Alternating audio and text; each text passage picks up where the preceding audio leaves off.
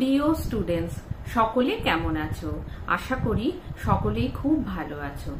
আজকে আমি রবীন্দ্রনাথ ঠাকুরের লেখা মুকুট নাটকের দ্বিতীয় অঙ্ক নিয়ে আলোচনা করব। দ্বিতীয় অঙ্কে যাওয়ার আগে দেখে নেব যে প্রথম অঙ্কে আমরা কি কি দেখেছিলাম। সেখানে আমরা দেখেছিলাম যে ত্রিপুরার রাজা অমর মাণিক্য এবং তার তিন পুত্র হচ্ছে চন্দ্রমাণিক্য আর ইন্দ্রকুমার আর রাজধর, এছাড়া সেনাপতি ঈশা খাঁ এবং তাদের এক ভাই, মামাতো ভাই, সে হচ্ছে ধুরন্ধর, এরা রয়েছেন। আর সেই সময় এক অস্ত্র পরীক্ষার ব্যবস্থা হয়েছে, যেখানে রাজধর ছল চাতুরীর আশ্রয় নিয়েছে এবং সে তখন দাদার নাম লেখা তীরের সঙ্গে নিজের নাম লেখা যে তীর তা কিন্তু বদলা বদলি করে দিয়েছে। এরকম একটা ছল চাতুরীর আশ্রয় নিয়ে সে এই অস্ত্র পরীক্ষায় জিততে চেয়েছিল, কিন্তু মধ্যম কুমার ইন্দ্রকুমার তার সেই ষড়যন্ত্র বুঝতে পেরে গিয়েছিল। আর সেই সময় আমরা দেখতে পাচ্ছি যে আরাকান রাজা ত্রিপুরা রাজ্য আক্রমণ করেছিলেন এবং তখন রাজা মানে ত্রিপুরার রাজা অমর মাণিক্য তার 3 পুত্রকে বলেছিল এই যুদ্ধে গিয়ে আরাকান রাজকে পরাস্ত করতে। আর ঈশা খাঁ ছিলেন সেনাপতি, যার জন্য ঈশা খাঁর নেতৃত্বে 3 রাজপুত্র যুদ্ধ ঘোষণা করেছিলেন। এই পর্যন্ত ছিল প্রথম অঙ্ক। এরপর চলে যাব দ্বিতীয় অঙ্কতে। দ্বিতীয় অঙ্কের মধ্যে 6টা দৃশ্য রয়েছে, তার মধ্যে আজকে আমি প্রথম 3টে দৃশ্য নিয়ে আলোচনা করব। তোমরা প্রথম থেকে শেষ পর্যন্ত ভিডিওটা মন দিয়ে দেখতে থাকো। আইসিএসসি এবং আইএসসি বোর্ডের বাংলা বিষয়ে যে কোনো রকম সাহায্য পাওয়ার জন্য আমার চ্যানেলটিকে তোমরা ফলো করো, ভালো লাগলে লাইক দিও আর সাবস্ক্রাইব করার অনুরোধ রইল। আমি দেখছি যে আমার চ্যানেল অনেকেই দেখছো, কিন্তু তারা এখনো সাবস্ক্রাইব করে উঠতে পারোনি, তাই আমার একান্ত অনুরোধ যে আমার চ্যানেলটিকে তোমরা সাবস্ক্রাইব করো, তাহলে আমার কাজের উৎসাহ অনেক বাড়বে। এবার চলো দেখে নিই মুকুট নাটকের দ্বিতীয় অঙ্কের প্রথম দৃশ্য।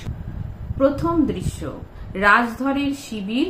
রাজধর ও ধুরন্ধর, তুমি 5000 সৈন্য নিয়ে তফাতে থাকবে নাকি? তাহলে রাজধর আর ধুরন্ধরের কথোপকথন হচ্ছে এবং ধুরন্ধর রাজধরকে জিজ্ঞাসা করছে, তুমি কি 5000 সৈন্য নিয়ে দূরেই দাঁড়িয়ে থাকবে, তফাতেই দাঁড়িয়ে থাকবে, যুদ্ধক্ষেত্রে যাবে না? রাজধর, হ্যাঁ, ঈশা খাঁর কাছে আমি এই প্রস্তাব পাঠিয়েছিলাম।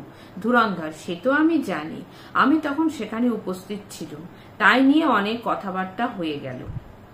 রাজধর, কিরকম? ধুরন্ধর, প্রথমেই তো ইন্দ্রকুমার অট্টহাস্য করে উঠলেন।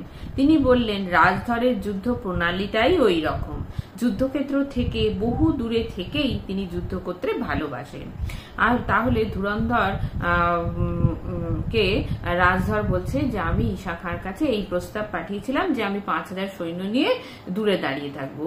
তখন রাজধর জিজ্ঞাসা করছে ধুরন্ধরকে যে এই প্রস্তাব শোনার পরে কি ধরনের কথোপকথন রাজসভাতে হয়েছে।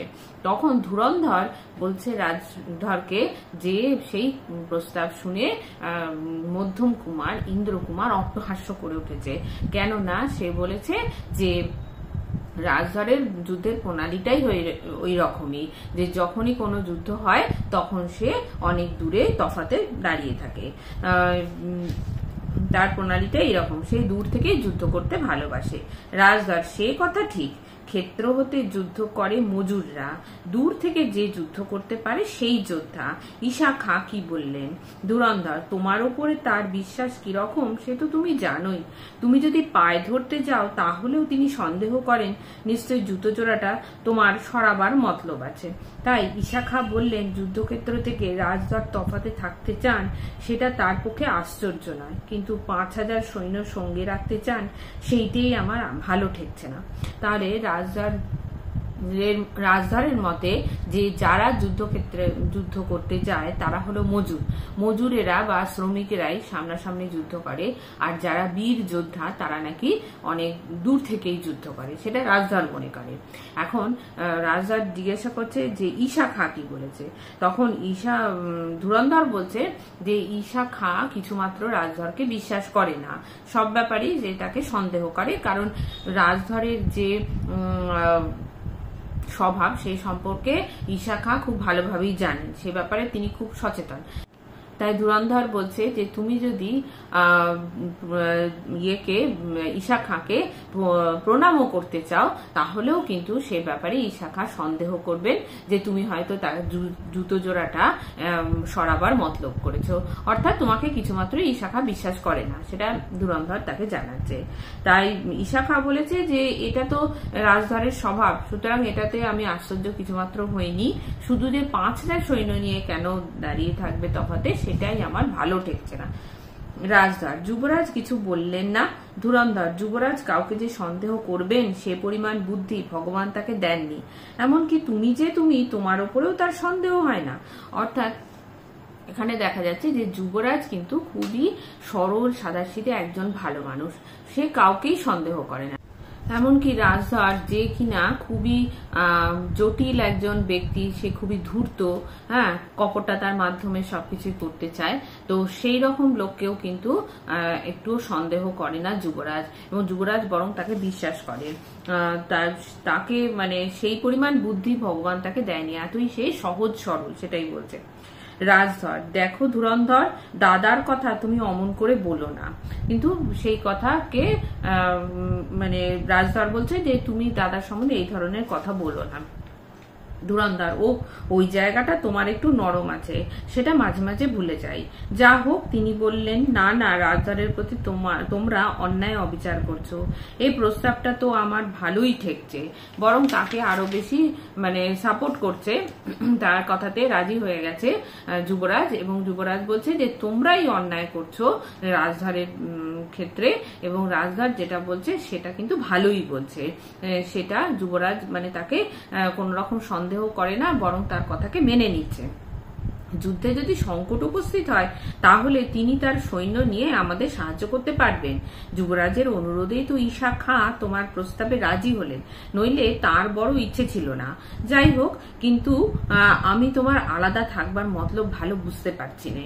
তাহলে বলছে যে ঈশা খাঁ যে সেনাপতি, তার কিন্তু একটু মানে তিনি একটু রাজি ছিলেন না যে সে রাজধর সৈন্য নিয়ে আলাদা থাকবে, কিন্তু দূরে দাঁড়িয়ে থাকবে, সেটাতে রাজি ছিলেন না। কিন্তু যুবরাজ যেহেতু রাজি ছিলেন, তিনি ঈশা খাঁকে অনুরোধ করাতে শেষ পর্যন্ত ঈশা খাঁ রাজি হয়েছেন।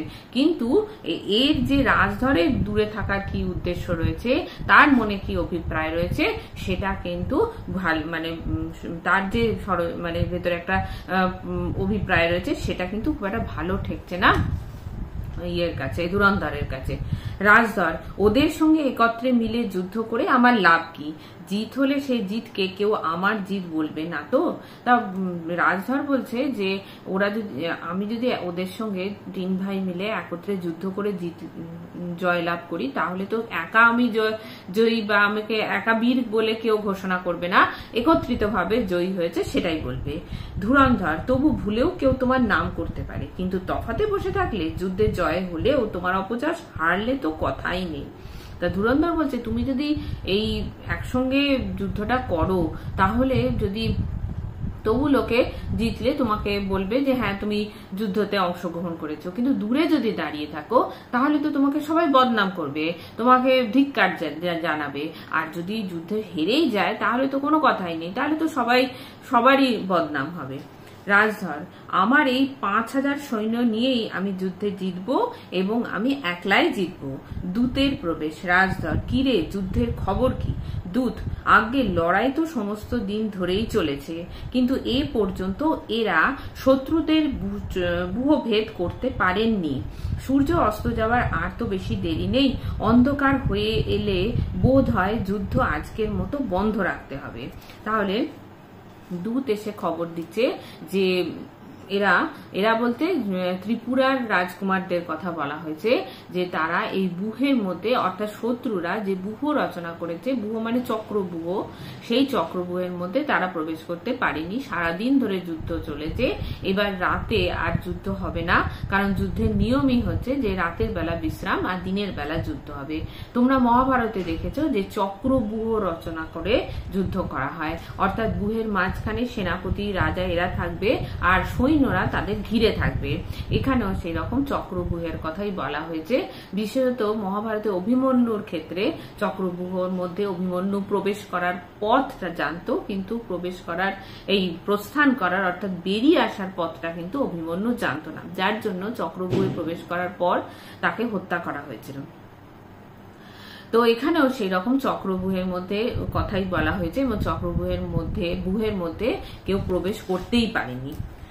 দ্বিতীয় দূতের প্রবেশ। রাজধর, কে তুমি? দ্বিতীয় দূত, আগে আমি ব্যোমকেশ। যুবরাজ আমাকে পাঠিয়ে দিয়েছেন, সেও প্রায় 2 প্রহর হয়ে গেল। আপনার যেখানে সৈন্য নিয়ে থাকবার কথা ছিল সেখানে আপনার কোনো চিহ্ন না পেয়ে বহু সন্ধানে এখানে এসেছি। অর্থাৎ যুবরাজ আর একজন দূতকে পাঠিয়েছে, যার নাম হলো ব্যোমকেশ, ইয়েকে খুঁজতে, রাজধরকে খুঁজতে, এবং রাজধর যেখানে থাকার কথা ছিল সেখানে তো নেই, বরং আরো পেছনে, আরো দূরে সে সরে গেছে। সুতরাং তাকে খোঁজাখুঁজি করতে, রাজধরকে খোঁজাখুঁজি করতে ব্যোমকেশের আরো 2 প্রহর সময় লেগে গেছে। রাজধর, যুবরাজের আদেশ কি? দূত, শত্রু সৈন্যের সংখ্যা আমরা যেরকম অনুমান করেছিলাম তার চেয়ে অনেক বেশি দেখা যাচ্ছে। যুদ্ধ খুব কঠিন হয়ে এসেছে। কুমার ইন্দ্রকুমার তার অশ্বারোহী দল নিয়ে শত্রু সৈন্যের উত্তর দিক আক্রমণ করেছিলেন, আর কিছুক্ষণ সময় পেলেই তিনি সেদিক থেকে শত্রু সৈন্যকে একেবারে নদীর কিনারা পর্যন্ত হটিয়ে আনতে পারতেন। তাহলে যুদ্ধের খবর যখন জিজ্ঞাসা করছে রাজধর, তখন এই দূত বলছে যে আমরা যতটা অনুমান করেছিলাম যে শত্রু সৈন্যের সংখ্যা, তার থেকে অনেক বেশি সংখ্যক সৈন্যরা এসেছে, ফলে যুদ্ধটা আরো বেশি কঠিন, আরো বেশি জটিল হয়ে গেছে। এরপরে দেখা যাচ্ছে মধ্যম কুমার ইন্দ্রকুমার শত্রু মানে অশ্বারোহী দল নিয়ে, মানে যে যারা ঘোড়ায় চড়ে যুদ্ধ করে তাদের বলছে অশ্বারোহী দল, সেই অশ্বারোহী দল নিয়ে শত্রুদের উত্তর দিক থেকে একেবারে আক্রমণ করেছিলেন, এবং তিনি যদি আরো কিছুটা সময় পেতেন তাহলে কিন্তু শত্রু সৈন্যকে একেবারে নদীর কিনারা পর্যন্ত হটিয়ে দিতে পারতেন, কিন্তু সেই সময়টার অভাবে তিনি সেটা করে উঠতে পারেননি। রাজধর, সত্যি নাকি? সময় পেলে কি করতে পারতেন সে কথা কল্পনা করে বিশেষ লাভ দেখি নেই, কিন্তু সময় পাননি বলেই বোধ হয়। তাহলে রাজধর কিন্তু মনে মনে এই ইন্দ্রকুমারকে খুবই মানে ঈর্ষা করে, যার জন্য সে বলছে সময় পেলে কি হতো সেটা আমার জেনে লাভ নেই, তিনি সময় পাননি সেটাই মনে হচ্ছে। দূত, শত্রু সৈন্যকে যখন প্রায় টলিয়ে এনেছেন এমন সময় খবর পেলেন যে যুবরাজ সংকটে পড়েছেন, শত্রু তাকে ঘিরে ফেলেছে। ঈশা খাঁ তখন অন্যদিকে যুদ্ধে নিযুক্ত ছিলেন। তিনি খবর পেয়ে বললেন, যুবরাজকে উদ্ধার করবার জন্য আমি এখানে আসিনি, আমাকে যুদ্ধে জিততে হবে, আমি এখান থেকে নড়তে গেলেই শত্রুরা সুবিধে পাবে। তাহলে দূত বলছে যে শত্রু সৈন্যকে তিনি যখন, মানে ইন্দ্রকুমার যখন একেবারে টলিয়ে দিয়েছেন, মানে প্রায় তিনি যুদ্ধে জয়লাভ করে ফেলেছিলেন, তখন হঠাৎ করে খবর এলো যে যুবরাজকে শত্রুরা ঘিরে ফেলেছে, অর্থাৎ যুবরাজকে প্রায় আটক করার মতনই অবস্থা। তখন ঈশা খাঁকে সংবাদ পাঠানো হলো, অন্যদিকে তিনি যুদ্ধে ব্যস্ত ছিলেন, কিন্তু ঈশা খাঁ বললেন যে আমি তো যুবরাজকে রক্ষা করতে এখানে আসিনি, আমি এসেছি যুদ্ধ করতে। তো সেই জন্য তিনি বললেন আমাকে যুদ্ধে জিততে হবে। আর তিনি বলছেন যে, ঈশা খাঁ বলছে আমি যদি এখান থেকে সরে যাই তাহলে কিন্তু শত্রুরা আরো বেশি সুবিধা পেয়ে যাবে, আরো বেশি ভেতরে আসার সুযোগ পেয়ে যাবে, ত্রিপুরা রাজ্যকে আক্রমণ করার সুবিধা পেয়ে যাবে, সেই জন্য ওই স্থান পরিত্যাগ করতে ঈশা খাঁ পারবেন না, অর্থাৎ যুবরাজকে তিনি রক্ষা করতে যাবেন না। রাজদার, দাদা কি তবে? মানে রাজদার ভাবছে যে দাদা কি তাহলে বন্দী হয়ে গেছে, সেটাই ভাবছে। দূত, না, তার কোনো বিপদ এখনো ঘটেনি, ইন্দ্রকুমার সৈন্য নিয়ে তাকে উদ্ধার করেছেন, কিন্তু এই গোলমালে যুদ্ধে আমাদের অসুবিধা ঘটলো। আপনাকে সন্ধান করার জন্য নানা দিকে দূত গিয়েছে, আপনার সাহায্য না হলে বিপদ ঘটতেও পারে, অতএব আপনি আর কিছুমাত্র বিলম্ব করবেন না। তাহলে দূত বলছে যে না, সেই রকম কোনো সম্ভাবনা নেই, তাকে যুবরাজের কোনো বিপদ ঘটেনি, কেননা ইন্দ্রকুমার এসে তাকে রক্ষা করেছে। আর সকল চারিদিকে দূত গেছে রাজধরকে খোঁজাখুঁজি করতে, এবং রাজধরের সাহায্য না পেলে কিন্তু যুদ্ধে জয়লাভ করা যাবে না, কারণ রাজধরের কাছে 5টা সৈন্যও রয়েছে। তাই বলছে আর কিছুমাত্র আপনি দেরি করবেন না, আপনি তাড়াতাড়ি চলুন। রাজধর, না, কিছুমাত্র বিলম্ব করব না, যাও বিশ্রাম করোগে, যাও, আমি প্রস্তুত হচ্ছি। দূতের প্রস্থান। তাই দূতকে রাজধর বলল, আমি তৈরি হচ্ছি, আমি প্রস্তুত হচ্ছি, আমি বিলম্ব করব না, আমি তাড়াতাড়ি মানে প্রস্তুত হচ্ছি। ধুরন্ধর, তুমি যাচ্ছ নাকি? রাজধর, যাচ্ছি বটে, কিন্তু ওদিকে নয়, অন্যদিকে। ধুরন্ধর, বাড়ির দিকে? তাহলে ধুরন্ধর কিন্তু এখানে ব্যঙ্গ করে বলছে যে তুমি তাহলে অন্যদিকে কোন দিকে যাচ্ছ? তাহলে কি তুমি যুদ্ধক্ষেত্রে না গিয়ে তুমি পালিয়ে বাড়ির দিকে চলে যাচ্ছ? সেটা ধুরন্ধর জিজ্ঞাসা করছে। রাজধর, তুমিও কি ঈশাখার কাছ থেকে বিদ্রুপ অভ্যেস করেছো? ঈশাখা যেমন মাঝে মাঝেই রাজধরকে বিদ্রুপ করে, সেই রকম তুমিও কি সেই অভ্যেস করেছো? বীরত্ব যার খুশি তিনি দেখান, কিন্তু যুদ্ধে জয় করে যদি কেউ বাড়ি ফেরে তো সেই রাজধর। ধুরন্ধর, যাও তুমি, দেখো গে আমার শিবিরে কোথাও যেন কেউ আগুন না জ্বালে, একটা প্রদীপও যেন না জ্বলতে পায়। অর্থাৎ সে বলছে যে না, তুমি যাও, ধুরন্ধরকে বলছে যে তুমি দেখো যে আমার শিবিরে যেন কেউ প্রদীপ না জ্বালে, অর্থাৎ নিজের অস্তিত্বটাকে সম্পূর্ণভাবে একেবারে মুছে দিতে চাইছে। সে যে ওখানে শিবির করেছিল রাজধর, সেটা যেন কেউ জানতে না পারে। হ্যাঁ, আর সেই জন্য বলছে যে তুমি গিয়ে শিবিরে কোথাও কেউ যেন আগুন না জ্বালে, একটা প্রদীপও যেন না জ্বালে, সেটা তুমি দেখার ব্যবস্থা করো। আর বলছে যে আমি যুদ্ধ জয় লাভ করে ফিরবো। ধুরন্ধর, আচ্ছা, আমি সকলকে সতর্ক করে দিচ্ছি, কিন্তু কি তোমার অভিপ্রায় খুলেই বলো না। তুমি যদি আমাকে আর আমি যদি তোমাকে সন্দেহ করি, তাহলে পৃথিবীতে আমাদের দুটির তো কোথাও ভর দেওয়ার জায়গা থাকবে না। হ্যাঁ, তাহলে বলতে ঠিক আছে, তোমার আদেশ আমি পালন করছি, কিন্তু তোমার মনের কি অভিপ্রায় রয়েছে, তুমি দিয়ে কিভাবে যুদ্ধ করতে চাইছো সেটা আমাকে বলো। আর তুমি যদি আমাকে সন্দেহ করো, আমি যদি তোমাকে সন্দেহ করি, তাহলে আমাদের আর ভর দেবার জায়গা থাকবে না। এই কথাটার মানে হচ্ছে যে পৃথিবীতে বা রাজপরিবারে কেউই তাদের খুব একটা ভালো চোখে দেখে না, কারণ দুজনেই হচ্ছে একই সমগোত্রীয় ধরনের লোক, দুজনেই খুবই ধূর্ত এবং খুবই কুটিল ধরনের লোক, এবং সেই জন্য তারা দুজনেরই মানে একে অপরের সহায়ক আর কি।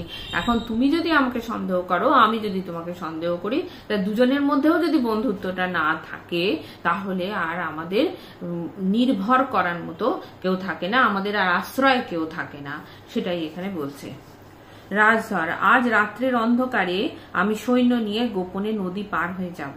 হঠাৎ আর আরাকান রাজের শিবিরে উপস্থিত হয়ে তাকে বন্দী করতে হবে। ধুরন্ধর, এখানে কোথায় পার হবে? ঘাট তো নেই। তাহলে রাজধর আবার কি ষড়যন্ত্র করেছে যে রাতের অন্ধকারে গিয়ে আরাকান রাজকে ও বন্দী করবে। তখন ধুরন্ধর বলছে যে এখানে তুমি কি করে নদী পার হবে, এখানে তো ঘাট নেই। অর্থাৎ নদীর একদিকে রয়েছে আরাকান রাজ, আর অপরদিকে এই 3 রাজপুত্র রয়েছে। রাজধর, পথঘাট আমি সমস্তই সন্ধান করে ঠিক করে রেখেছি। সূর্য তো অস্ত গেল, আজ 2.5 প্রহর রাত্রে চাঁদ উঠবে, তার পূর্বেই আমাদের কাজ শেষ করতে হবে। অতএব আর বড় বেশি দেরি নেই, তুমি যাও, প্রস্তুত হও গে। আর একটি কাজ করো, যুবরাজের দূত যেন ফিরে যেতে না পারে, তাকে বন্দী করে রাখো। অর্থাৎ দেখো এখানে ঠিক করেছে, রাজধর ঠিক করেছে যে রাতের অন্ধকারে গিয়ে সে আরাকান রাজকে বন্দী করবে, রাতের অন্ধকারে আরাকান রাজকে আক্রমণ করে তাকে বন্দী করার পরিকল্পনা করেছে। কিন্তু যুদ্ধের নিয়ম হলো কখনোই রাতে যুদ্ধ করা যাবে না, রাতে বিশ্রাম এবং সকালে যুদ্ধ, কিন্তু সেই নিয়ম কিন্তু সে মানছে না, এবং সে কি করছে না, রাতেই আক্রমণ করার চেষ্টা করছে। এবং এ থেকে বোঝা যায় যে সে কতটা মানে কূট এবং কতটা ছলনার আশ্রয় নিয়ে সেইভাবে যুদ্ধে জয়ী হতে চাইছে। এবং এমনকি যে দূত এসেছিল যুবরাজের কাছ থেকে, সেই দূতকে বন্দী করে রাখতে বলছে, কারণ দূত গিয়ে আবার যুবরাজকে এই সংবাদটা দিয়ে দেবে যে রাজধর রাতের অন্ধকারে গেছে আরাকান রাজকে বন্দী করতে, সেই সংবাদটা যাতে পৌঁছতে না পারে যুবরাজের কানে, সেই জন্য সেই দূতকেও সে বন্দী করার পরিকল্পনা করেছে। আর 2.5 প্রহরে চাঁদ উঠবে, তার আগেই সে এই কাজটা সেরে নেবে। এটা হয়ে গেল প্রথম দৃশ্য। এবার চলে যাব দ্বিতীয় দৃশ্যে। দ্বিতীয় দৃশ্য ঈশা খাঁর শিবির। ইন্দ্রকুমার ও ঈশা খাঁ। ইন্দ্রকুমার: সেনাপতি সাহেব, আপনি দাদার উপর রাগ করবেন না। আজ রাত্রে সৈন্যরা বিশ্রাম করুক, কাল আমরা যুদ্ধে জয়লাভ করব। তাহলে যেহেতু যুবরাজকে বন্দি করার মতনই অবস্থা হয়েছিল, সৈন্যরা, আরাকান রাজ্যের সৈন্যরা তাকে ঘিরে ধরেছিল, সেই জন্য যুবরাজকে রক্ষা করবার জন্য মধ্যম কুমার তার নিজের জয়কে উপেক্ষা করে সে তখন এই যুবরাজকে রক্ষা করবার জন্য ছুটে এসেছিল এবং তার জন্য তাদের যুদ্ধে কিছুটা বিলম্ব হয়েছিল। তারা যুদ্ধে জিততেও প্রায় সেই জয়টা তাদের হাতছাড়া হয়ে গেছিল।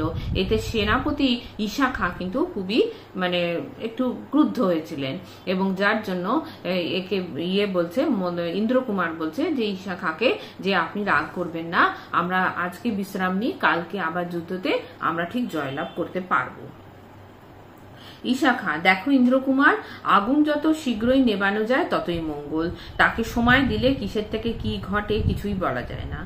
আজই আমরা জিতে আসতুম, কেবল তোমার দাদা নিতান্ত নির্বোধের মতো শত্রুদের মাঝখানে নিজেকে খামোখা জড়িয়ে বসলেন, আমাদের সমস্ত পণ্ড হয়ে গেল। তাহলে এখানে ঈশা খাঁ আগুন আর শত্রু এই দুজনকে সমার্থক বলে মনে করছেন, দুজনকেই একই বলে মনে করছে। যেরকম শত্রু আগুনকে বেশি বাড়তে দেওয়া উচিত নয়, তাড়াতাড়ি নিভিয়ে ফেলা উচিত, কারণ আগুন যদি বেড়ে যায় তাহলে তো সমস্ত কিছুই ছারখার করে দেবে। ঠিক তেমনি শত্রুরা যদি বেশি তাদের বেশি দিন ধরে পরাজিত না করে তাকে করা হয়, সুযোগ দেওয়া হয়, তাহলে কিন্তু তারা তাদের পরাজিতও করতে পারে। হ্যাঁ, সেই জন্য কি ঘটবে বলা যায় না। এরকম ভাবে তাদের যুদ্ধে প্রায় জয়ী হয়ে এসেছিল, সেই সময় তাদের জয়টা শুধুমাত্র হাতছাড়া হয়ে গেল যুবরাজের নির্বুদ্ধিতার কারণে। কেননা ঈশা খাঁ বলছে যে নিতান্ত নির্বোধের মতো সেই শত্রুদের মাঝখানে জড়িয়ে পড়েছে, সে কথাটা বলছে, তাই তাদের সমস্ত কিছু পণ্ড হয়ে গেছে। আসলে যুবরাজ খুব সরল সাদাসিধে ভালো মানুষ ধরনের লোক, তার চারিত্রিক বৈশিষ্ট্যটাই সেই ধরনের।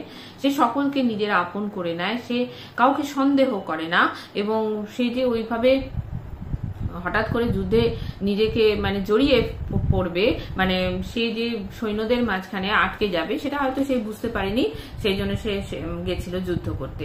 ইন্দ্রকুমার: নির্বোধের মতো কেন বলছো খাঁ সাহেব, বলো বীরের মতো। তিনি সামান্য কয়েকজন সৈন্য নিয়ে, তা সেই কথায় আপত্তি জানিয়ে ঈশা খাঁর কথা আপত্তি জানিয়ে ইন্দ্রকুমার বলছে যে কেন নির্বোধের মতো দাদাকে কেন বলছো, সে বরং বীরের মতো বলো।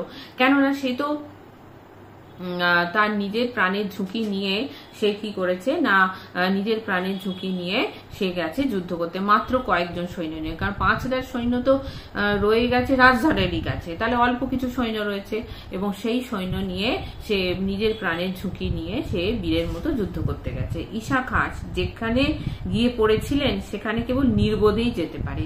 হ্যাঁ, তাহলে ঈশা খাঁ বলছে যে যেখানে গেছে সে নির্বোধই যেতে পারে, অর্থাৎ তার সে হয়তো সাহস রয়েছে, সাহস করে সে গেছে, সে হয়তো বীর গেছে, কিন্তু তার মধ্যে যে বুদ্ধি থাকার দরকার, যে বিচক্ষণতা থাকা দরকার, সেটা কিন্তু যুবরাজের মধ্যে নেই। ইন্দ্রকুমার উত্তেজিত স্বরে: না, সেখানে বীর না হলে কেউ প্রবেশ করতে সাহস করতে পারে না। তাই ইন্দ্রকুমার কিন্তু বলছে না, সে বীর বলেই গেছে। ঈশা খাঁ: আচ্ছা বাবা, তোমার কথায় মানছি, কিন্তু শুধু বীর নয়, নির্বোধ বীর না হলে সেদিকে কেউ যেত না। অর্থাৎ বীরত্ব শুধু থাকলে হবে না, বীরত্ব, বুদ্ধি, বিচক্ষণতা সমস্ত কিছুই একজন উপযুক্ত যুবরাজের থাকা দরকার। সে কিন্তু সেই বুদ্ধিটা নেই বলে সে শুধুমাত্র তার বীরত্ব নিয়ে এগিয়ে গেছে এবং বিপদের মধ্যে নিজেকে ফেলেছে। ইন্দ্রকুমার: কিন্তু তাতে তোমার লড়াইয়ের তো কোনো ব্যাঘাত হয়নি। তা বলছে যে তুমি তো ওকে বাঁচাবার জন্য আসনি। ঈশা খাঁকে বলছে তুমি নিজের মতনই লড়াই করছিলে। ঈশা খাঁ: খুব ব্যাঘাত হয়েছিল। আমার সৈন্যরা খবর পেয়ে সকলেই চঞ্চল হয়ে উঠল। তাদের কি আর লড়াইয়ে মন ছিল? আমাদের সৈন্যের মধ্যে একজনও নেই যুবরাজের বিপদের খবর শুনে যে স্থির থাকতে পারে। অর্থাৎ যুবরাজকে সকলেই ভালোবাসে এবং যুবরাজের বিপদ সেই শুনে যে সৈন্যরা ঈশা খাঁর সঙ্গে লড়াই করছিল, মানে ঈশা খাঁর হয়ে যুদ্ধ করছিল, তারাও কিন্তু ঠিকমতো যুদ্ধ করতে পারছিল না। তাদের মন থেকে কিন্তু মন দিয়ে তারা যুদ্ধ করতে পারছিল না। তারা ভাবছিল যুবরাজের কথা, যুবরাজের বিপদ হয়েছে, কিভাবে তাকে রক্ষা করা যায় সেটাই তারা চিন্তা ভাবনা করছিল। ইন্দ্রকুমার, কিন্তু সেনাপতি সাহেব, আমাদের রাজধরের খবর কি? ঈশা খাঁ, আমি চারদিকেই দূত পাঠিয়েছিলাম, একজন ছাড়া সব দূতই ফিরে এসেছে, কোথাও তার কোনো সন্ধান পাওয়া যাচ্ছে না। মানে রাজধরের কোনো সন্ধান পাওয়া যাচ্ছে না এবং চারিদিকে ঈশা খাঁ দূত পাঠিয়েছে, একজন দূত শুধু ফিরে আসেনি, বাকি সকলেই ফিরে এসেছে। সেই ব্যোমকেশ নামে যে দূত, যাকে আটক করা হয়েছে, সেই শুধু, মানে রাজধর যাকে আটক করেছে, সেই শুধু ফিরে আসেনি।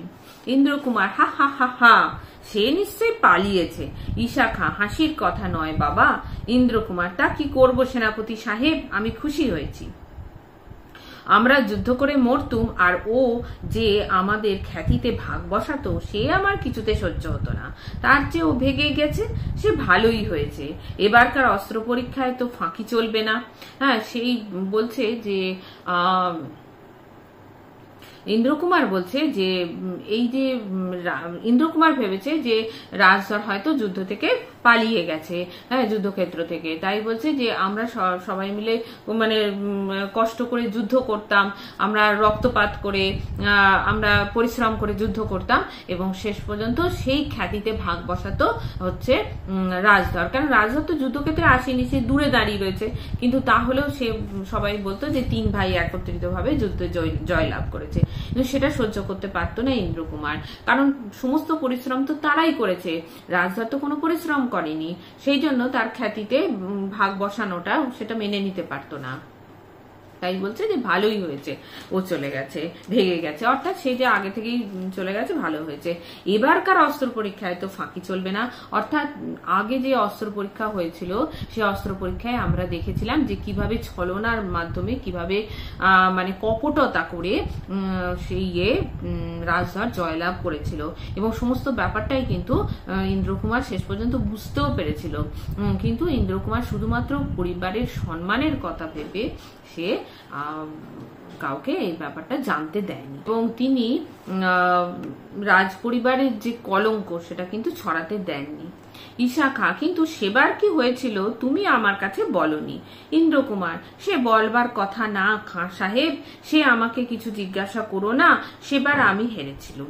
অর্থাৎ সমস্ত হার সে নিজের কাঁধে তুলে নিয়েছিল এবং সে বলেছিল যে আমি সত্যি হেরেছি, কিন্তু যদিও সে ভালো মতোই জানতো যে তার তীর বদল করে দেওয়া হয়েছিল, তার নাম লেখা তীরের সঙ্গে রাজধর তার নিজের নাম লেখা তীর বদল করেছিল, এইভাবে ছলনার মাধ্যমে জয়লাভ করেছিল। কিন্তু এটা তো একটা মানে খুবই রাজ পরিবারের ক্ষেত্রে এটা একটা কলঙ্ক, তো যার জন্য যাতে কেউ সেটা ব্যাপারে জানতে না পারে সেই জন্য সে কাউকে, এমনকি সেনাপতিকেও সেই ঘটনাটা বলেনি।